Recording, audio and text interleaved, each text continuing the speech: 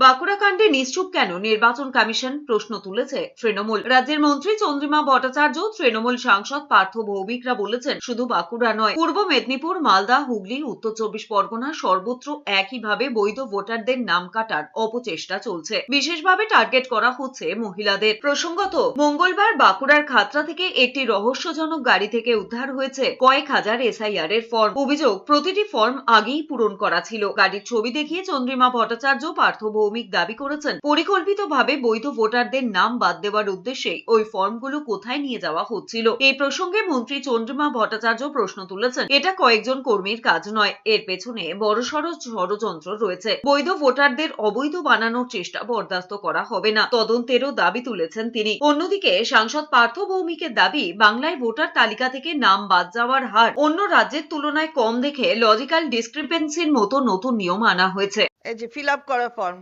এই ভোটারের নাম কোত্থেকে পেলো? আমরা তো কবে থেকে চাইছি যে দিন লিস্টটা দিন, 1,36,00,000। কই লিস্ট তো পাইনি আমরা। তাই এরা কোথা থেকে কাকে কাটছে?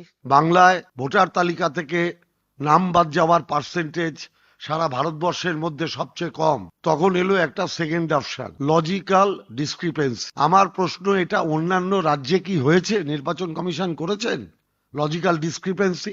আপনারা কেউ একবারও নির্বাচন কমিশনার কিংবা ভারতীয় জনতা পার্টির নেতাদের জিজ্ঞেস করেছেন যে অন্যান্য রাজ্যে যদি লজিক্যাল ডিসক্রিপেন্সি সেটা শুদ্ধ না করা হয়, তাহলে কেন শুধু বাংলার ক্ষেত্রে হচ্ছে?